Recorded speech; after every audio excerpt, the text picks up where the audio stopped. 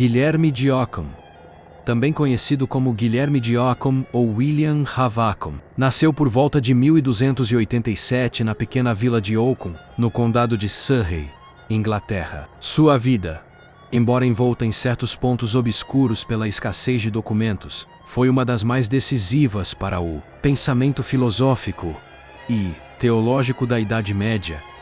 Desde cedo ingressou na Ordem dos Franciscanos, seguindo a tradição mendicante que pregava a pobreza e a simplicidade de vida. Foi enviado para estudar em Oxford, onde se destacou por seu raciocínio agudo e por uma mente voltada à análise lógica e filosófica. Ali, entre os anos de 1310 e 1317, provavelmente estudou teologia, mas curiosamente, nunca chegou a concluir o grau de mestre, apesar de ser chamado de Venerabilis Inceptor, título dado àqueles que haviam completado o curso, mas não ainda defendido publicamente suas teses. Em Oxford, Occam entrou em contato com as discussões sobre o nominalismo, corrente que questionava a existência real dos universais, em oposição ao realismo defendido por pensadores como Tomás de Aquino e Duns Scotus. Para Occam, os universais,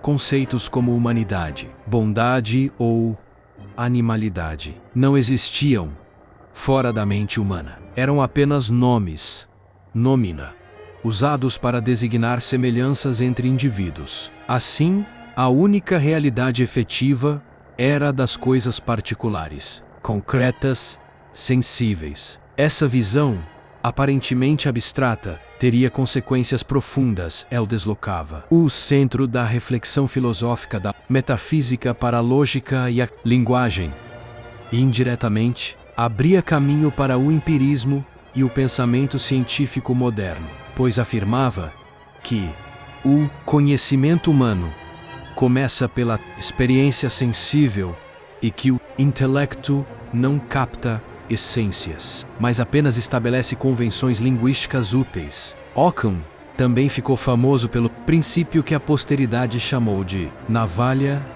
de Occam, embora ele nunca o tenha formulado exatamente nesses termos.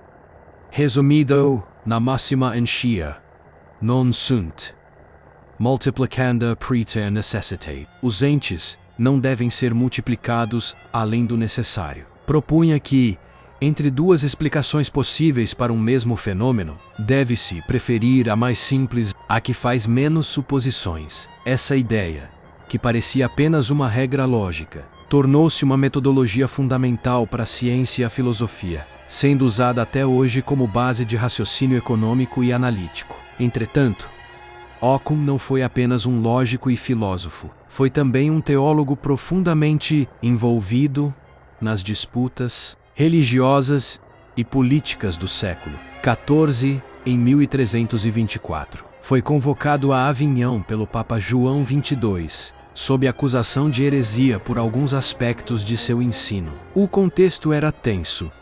O papado havia se mudado de Roma para Avignon, e o pontífice acumulava poder temporal e espiritual, de forma que muitos viam como corrupta.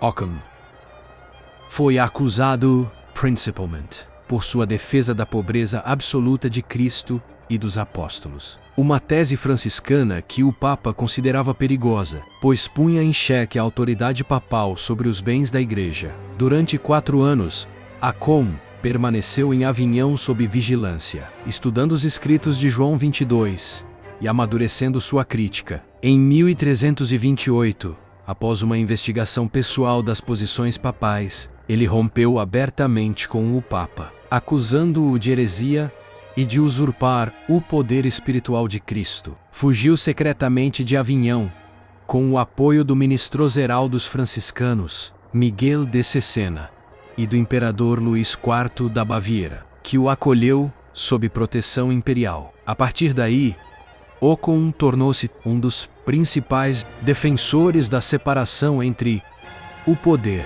espiritual e o poder temporal, argumentando que o Papa não tinha autoridade sobre questões seculares e que o Estado podia agir independentemente da Igreja. Durante o exílio, na corte de Luís IV. Ockham escreveu algumas de suas obras políticas mais ousadas, como o Breviloquium de Principatu Tiranico e o Diálogos, onde suas ideias sobre a limitação do poder papal e a legitimidade do poder civil. Nesses escritos, ele defendeu que a autoridade política vem do povo e que o governante a exerce por delegação. Um conceito que antecipa, em certo sentido, as teorias modernas do contrato social. Ockham também argumentou que a Igreja deveria voltar à sua simplicidade original, livre de ambições materiais e distante da interferência em assuntos mundanos. Essas posições valeram-lhe a excomunhão, mas também o tornaram uma figura central no desenvolvimento do pensamento político ocidental, especialmente no que diz respeito à autonomia do Estado e à liberdade de consciência. Ockham passou o restante da vida sob a proteção do imperador, vivendo em Munique e continuando a escrever sobre lógica, filosofia e teologia. Suas obras, como a Summa Logicae, são marcos na história da lógica medieval, pois apresentam uma sistematização rigorosa dos conceitos de linguagem, inferência e significação. Ele via a lógica como uma ferramenta para clarificar o pensamento, desmistificar os abusos da metafísica e aproximar o raciocínio humano da precisão matemática. Embora sua filosofia negasse a possibilidade de provar racionalmente a existência de Deus, argumentando que a fé e a razão pertencem a domínios distintos, ele nunca deixou de ser um homem profundamente religioso, que via na fé a única via para o conhecimento divino. A morte de Guilherme de Ockham provavelmente ocorreu em 1347 ou 3049, possivelmente em Munique, talvez vítima da peste negra que devastou a Europa nesse período. Sua influência, porém, transcendeu os séculos. O nominalismo occamista inspirou pensadores posteriores como Gabriel Biel e influenciou o empirismo de Francis Bacon, o ceticismo de Hume e até o método científico moderno. Sua navalha tornou-se uma metáfora universal da simplicidade e da clareza intelectual, símbolo de uma atitude que rejeita excessos teóricos e busca a essência das coisas por meio da razão disciplinada. Ockham foi, em muitos sentidos, o último grande pensador escolástico e o primeiro moderno. Um homem que, dentro dos muros da teologia medieval, começou a abrir as portas para o pensamento livre e para o mundo racional da modernidade. A obra de Guilherme de Ockham constitui um dos marcos mais profundos da transição entre a filosofia escolástica medieval e o pensamento moderno. Sua produção abrange campos diversos: lógica, metafísica, teologia e política. E em todos eles, sua presença se faz sentir pela busca incessante da clareza, da economia de pensamento e da liberdade intelectual diante das autoridades eclesiásticas. Ockham não apenas reagiu à tradição filosófica que o precedia, mas promoveu uma verdadeira reviravolta epistemológica e teológica que alterou o curso da filosofia ocidental. Sua obra pode ser vista como uma tentativa de libertar a razão da tirania das abstrações e devolver à experiência sensível e ao uso rigoroso da linguagem o papel central no conhecimento humano. Em filosofia, Ockham foi o mais radical dos nominalistas. Para ele, a realidade é composta apenas por indivíduos concretos, únicos e particulares. Não existem universais fora da mente, pois estes não passam de nomes que usamos para designar conjuntos de coisas semelhantes. A palavra homem, por exemplo, não corresponde a uma essência universal de humanidade, mas apenas a um signo linguístico que agrupa indivíduos como Pedro, João e Tiago, por possuírem certas características comuns. Ao negar a existência objetiva dos universais, Ockham minava as bases do realismo platônico e aristotélico, que dominava a filosofia escolástica. Essa concepção nominalista trouxe uma mudança decisiva. O conhecimento não se baseia mais na intuição das essências eternas, mas na observação e na experiência dos fatos particulares. Assim, ele deslocou o centro do saber da metafísica para a lógica e para a análise, antecipando, de certo modo, o empirismo que séculos depois seria retomado por Bacon e Locke. A navalha de Occam, princípio que sintetiza o espírito de sua filosofia, é talvez sua mais célebre contribuição. Embora ele nunca tenha formulado explicitamente a frase que lhe é atribuída, a ideia permeia toda a sua obra. Não se deve multiplicar entidades sem necessidade. Isso significa que toda explicação deve ser tão simples quanto possível e evitar hipóteses que não possam ser comprovadas ou que não contribuam para a clareza racional. Essa máxima, aparentemente técnica, ultrapassou os limites da lógica e se tornou um método filosófico universal, influenciando profundamente o pensamento científico posterior. Ela fundamenta a noção de que o conhecimento deve ser econômico e direto, rejeitando toda a complexidade desnecessária e qualquer metafísica especulativa sem base empírica.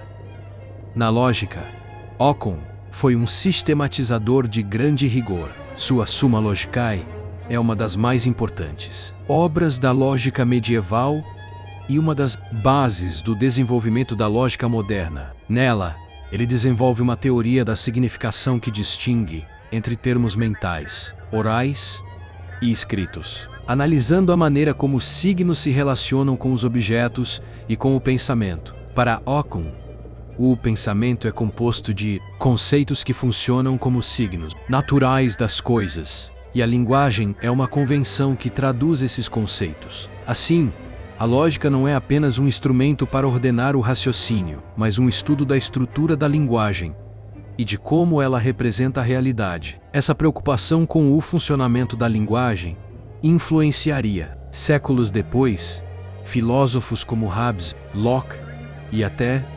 Wittgenstein. No campo da teologia, Occam foi igualmente revolucionário. Embora sempre tenha se mantido dentro dos limites da fé cristã, ele sustentava que a razão humana não é capaz de provar nem refutar os mistérios da fé, como a existência de Deus ou a imortalidade da alma. Para ele, esses temas pertencem ao domínio da revelação divina, não da demonstração racional. Essa distinção entre fé e razão, radical em seu tempo, minava a pretensão da escolástica de fundir filosofia e teologia num único sistema coerente. Ao separar os dois domínios, Occam abriu espaço para o desenvolvimento autônomo da ciência e da filosofia, que não precisariam mais se submeter às verdades teológicas. Deus, em sua concepção, é absolutamente livre e onipotente. Não está limitado pela razão humana, pela lógica ou por qualquer necessidade natural. As leis da natureza, portanto, não são necessárias em si mesmas, mas apenas estabelecidas por um ato da vontade divina. Isso implica que o mundo é contingente e poderia ser de outra forma. Um pensamento que paradoxalmente contribuiu para o surgimento do método experimental, já que o homem, para conhecer as leis divinas, precisa observa-las e testá-las, e não deduzi-las a priori. Occam também foi um pensador político de enorme relevância. Suas obras escritas no exílio sob proteção do imperador Luís da Baviera, como o Dialogus e o Breviloquium, de Principatu Tiranico, formularam críticas duras ao poder papal e às interferências da Igreja nos assuntos temporais. Ele defendia que o Papa não possuía autoridade sobre o poder civil e que o governante derivava seu poder do povo, e não de uma investidura divina. Ao afirmar que a comunidade dos fiéis é a verdadeira depositária do poder espiritual e que o Estado tem legitimidade própria, Occam antecipou ideias que mais tarde se tornariam pilares do pensamento político, como a soberania popular e a separação entre igreja e Estado. Seu ideal de uma igreja pobre e despojada, fiel ao exemplo de Cristo e dos apóstolos, confrontava frontalmente a riqueza e a corrupção do papado de Avignon, razão pela qual foi excomungado e forçado ao exílio.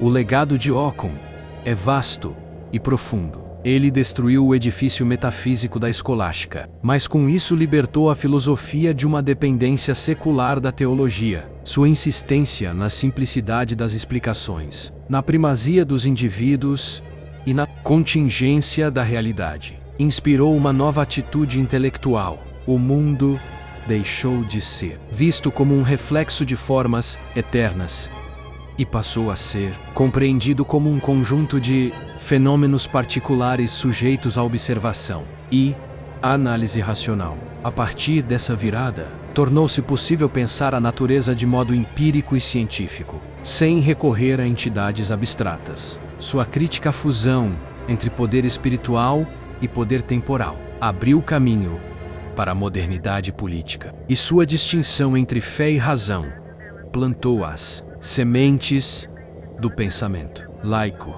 e da liberdade de consciência. Ao longo dos séculos, o nome de Occam foi associado à clareza e à ousadia intelectual. Ele influenciou profundamente o pensamento de John Wycliffe, Martinho Lutero mais tarde, filósofos empiristas como Bacon e Hume.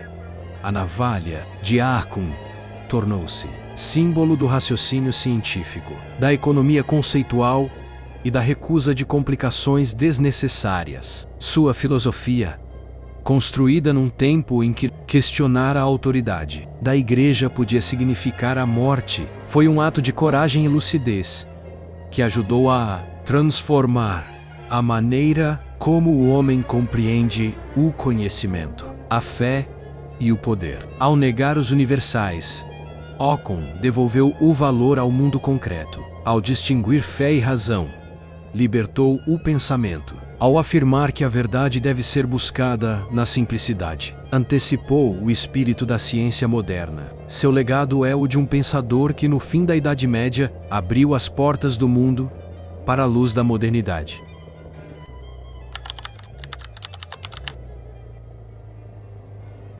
Aurelius Solis é um livro que conta a jornada de Sexto Lúcio Afrânio, um jovem romano marcado pela guerra civil, que ao lado de seu tutor, Esra, parte em busca de liberdade, entre batalhas, amores e tragédias. Sua família enfrentará o poder de Roma e descobrirá que a luta pela esperança pode atravessar continentes. Estou deixando um link na descrição, onde você poderá ler ou adquirir o seu livro.